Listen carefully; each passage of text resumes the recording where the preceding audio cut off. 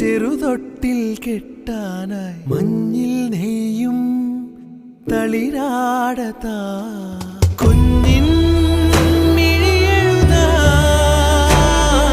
സൂര്യൻ വരവായിതാ കഥ ചൊല്ലി സ്വപ്നത്തിൻ തിരികൂട്ടാൻ ഞാൻ മുകിലോരം ചെന്നെത്താൻ ചിറകാവാൻ ഞാൻ